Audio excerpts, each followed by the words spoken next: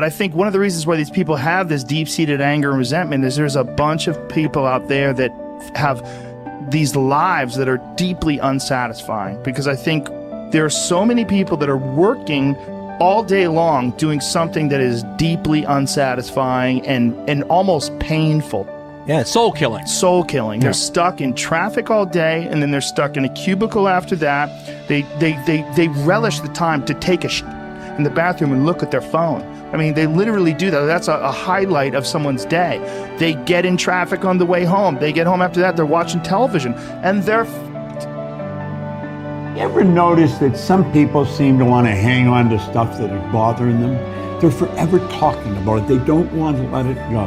They've had a failure at something and it's grown. They can't get over it. They just can't get over it. Or somebody said something nasty to them. They don't want to let it go. Do you know what we should do? We should ask ourselves, everything that happens, is this serving you? Is this serving you?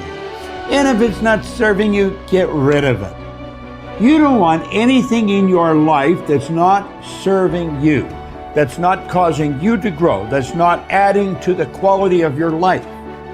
I don't care what it is. You will find some people, they just hold on to bad stuff. They hold on to problems. They don't want to seem to let it go. And that adds more problems. Whatever you focus on grows. The only thing that can grow is the thing you give energy to. Why would you hold on to anything that's not serving you?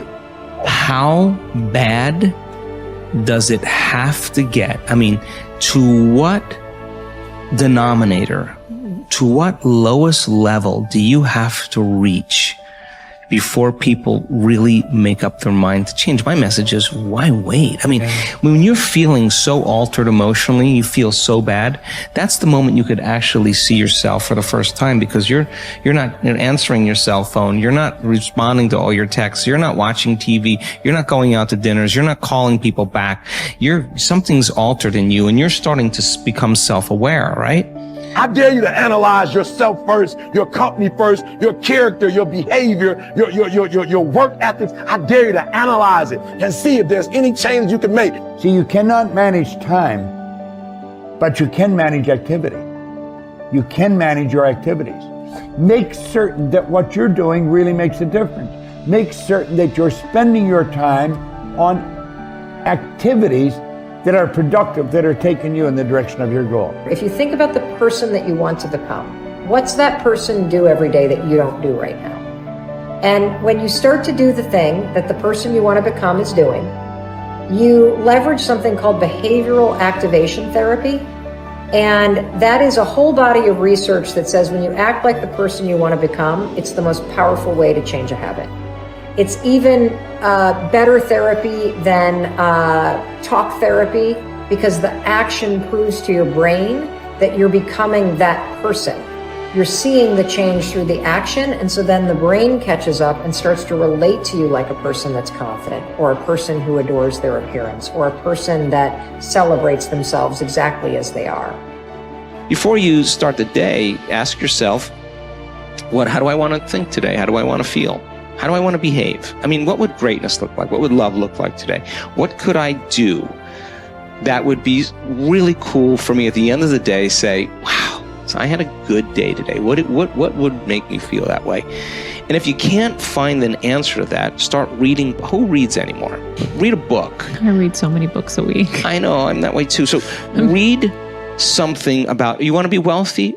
Read a book about someone who became wealthy, and get real and realize they may have failed 50 times before they actually pulled it off. Or what were their characteristics? What were their traits? What made them? So it wasn't about their wealth, it was about who they became. That's the key, right? So fill your brain with a little knowledge, and then just start asking yourself, what's the greatest expression of myself that I can be today? And rehearse it. Rehearse how you're going to be. And then if it leads to a different choice, that's the unknown. Mm-hmm. And just know that it's not going to be predictable. It's going to be a little uncomfortable. That's where the magic happens. If you can stay relaxed and awake in the unknown, things get pretty exciting. When you're back to the known, you're back to the familiar. Don't expect anything to change in your life. And if you say it's that person or that circumstance, you defaulted and went back to the program of the victim, allowing your outer environment controlling your thoughts and feelings. If you truly do this well, This is what I discovered. If I truly feel the feelings of my future before they occur, and I live in that state, I'm no longer looking for it to happen. How could I look for it if I feel like it already has, right? So I try to stay in that state, because then I'm not separate from it. And that tends to be when the magic happens. There's no control anymore. There's no predicting.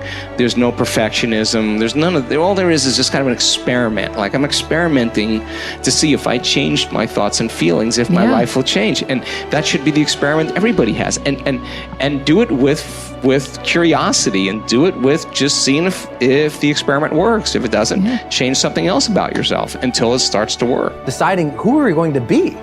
You know, we shouldn't hope to end up one day a magnificent, strong, beautiful, capable, kind, loving person. We should start living like that today, hopefully, so that we become that. That who we become is not an accident, but hopefully a purposeful intent. That our days and how we approach our days are literally driven by the intention of who we're going to bring.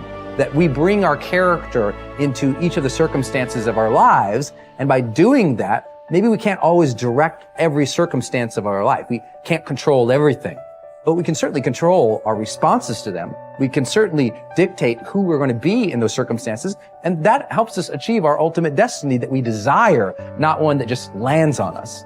I think the other thing that really comes to people's into their power is when they really discover that, you know, each of our days is something that we can also design. Not just design who you're going to be. How are you going to design your day?